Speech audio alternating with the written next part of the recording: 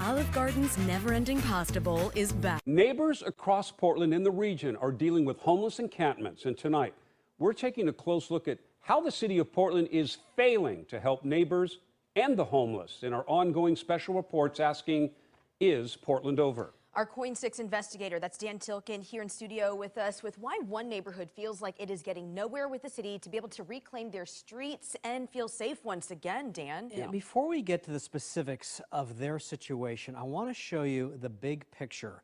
We can show you the number of homeless camps the city has cleaned up over the last 5 years. Look at this chart right here. You can see it down here, and then it pops up about 3 to 4 years ago, and then it starts going down here, and then it plummets down to 248 because of policies of leaving them alone during the pandemic. So at the same time, if we look at the next chart, the city budget to conduct cleanups has more than quadrupled. The city says that's because the need to more holistically address unsanctioned urban camping has grown, meaning trying to get people into homeless services instead of just kicking them out. This slow process right here is part of the reason people feel abandoned. What rules are you going to enforce? Just tell me that. Just off of I-5 at North Lombard and Montana. City officials or whatever should listen to us. Neighbors say they've tried to get the city to help them clean up this homeless camp. We were willing to share, but this isn't sharing when they just take over a neighborhood and have no laws that they have to follow. Over months, their pictures document the tents, trash, and RVs on both sides of the fence that separates the neighborhood from the freeway. They've seen fires like this one, had packages stolen, and been threatened. We're completely tolerant of people that are experiencing houselessness. That's not a big deal, but it reached kind of a threshold or a line when we started observing a lot of drug deals, started observing physical violence between people. At one point we had somebody that wanted to get our son, our oldest son who's 2.5, into a car. The neighbors told us they've been begging the city to do something. You can see on the city's website for reporting homeless camps, each dot represents complaint after complaint after complaint filed over weeks. Finally, in September, neighbors were told a cleanup was coming. Again, look on the city's website. You can see the camp on North Lombard in Montana prominently displayed the week of September 13th as cleaned. And note the next line, locations listed in boldface font indicate campsite removal. North Lombard in Montana is certainly in bold type. The problem is, the neighbors say the cleanup crew left a lot of garbage behind on the neighborhood side of the fence and did not touch the camp on the ODOT side of the fence, even though an intergovernmental agreement means it's the city's responsibility to move people out of homeless camps. You're exasperated. It's frustrating. I mean, I know everybody in the city is dealing with it, and it's just galling to me that they're lying now and saying they're removing these camps. So everybody else in the city, if they look at this website, says, oh, that camp got cleaned up, great. Sure didn't. The day we visited, the trash on the neighborhood side of the street was being cleaned up by Terrence Moses, who runs Neighbors Helping Neighbors. Need more people like you. You know, I just think that hopefully people see through me that we could be a little more compassionate and step outside of our comfort zone and help other folks. Terrence spends 6 days a week doing the cleanup work the city can't get to through donations, and spends a lot of time trying to build trust with people living in homeless camps to steer them towards services. Terrence also understands why these neighbors are so frustrated. Where is government dropping the ball? A lot of things that the government is dropping the ball on is there's no urgency behind it. They're spending a lot of money on unnecessary types of trucks to do this kind of work.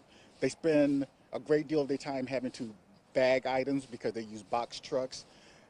And they're not funneling the money into the smaller organizations that are doing the big majority of the work.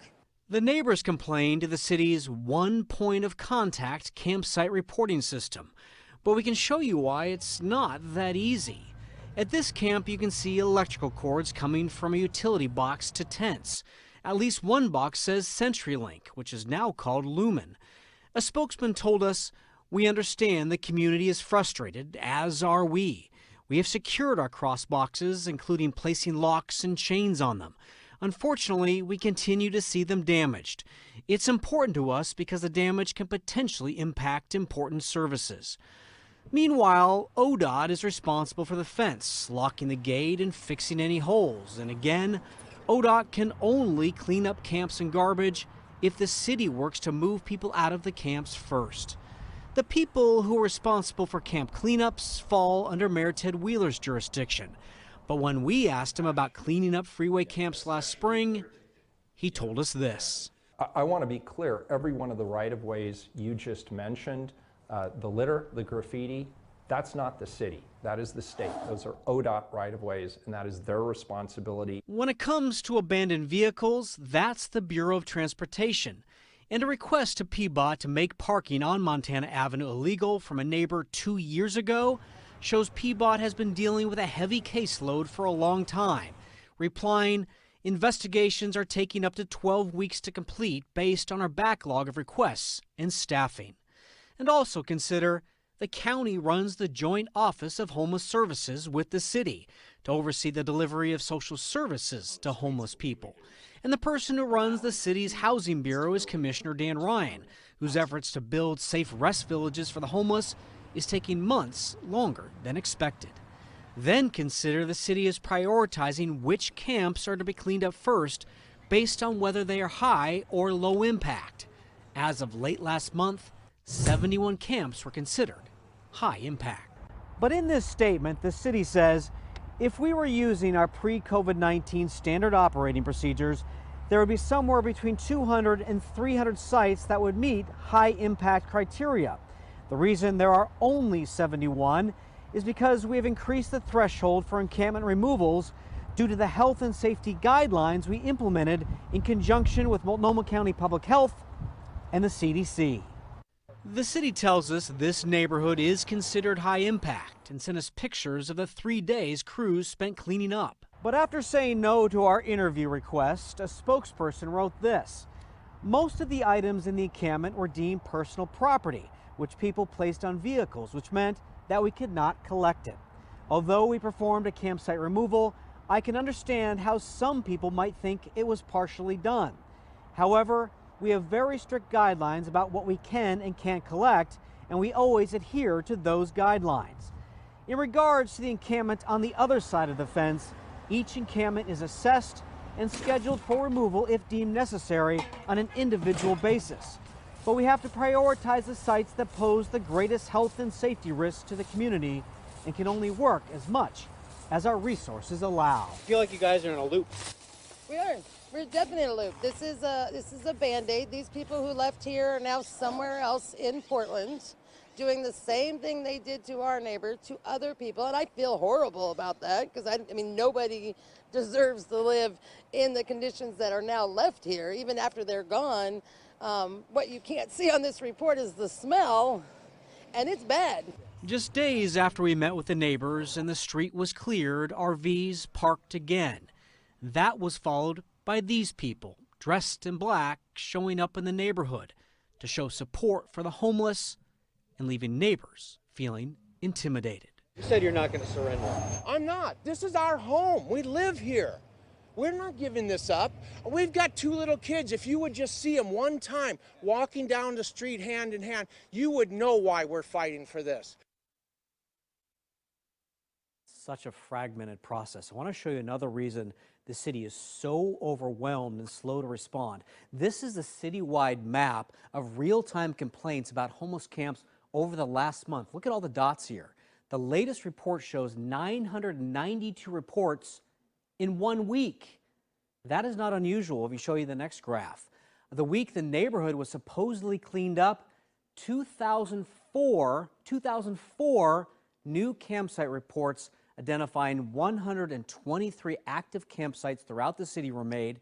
781 of those reports were about people living in their cars. Wow, Dan, great report. Now, I want to ask, though, you showed us how this problem has gotten so big. That's part of what makes this so difficult, is just how many encampments that these officials and the crews are having to deal with. Yeah, I want to read some more stats from the city so I get this right. So they tell me it's removing sites that are far larger than the ones they had before the pandemic. Sites that used to take one work crew a half day to remove, now taking 6 crews a couple weeks to clean. The agency has done roughly 2,800 site assessments. That's each time, 2,800 times somebody's gone out to a site to assess those for safety, cleanup. Can this be done? Is this high priority, high impact? Tough process. Yeah, we talked about the finger pointing. That's their responsibility. It's ODOT's responsibility. It's the city's responsibility. The bureaus don't talk to each other. Seems to be no coordinated effort. Now, you've tried talking to officials about this. What happened? The agency in charge of the cleanup doesn't do interviews. So it's kind of this nameless, faceless name with a really long name, group with a long name. So it goes to the mayor. We've asked the mayor multiple times for an interview about this, not heard back. All right, and we'll continue to follow this as our series is Portland Over.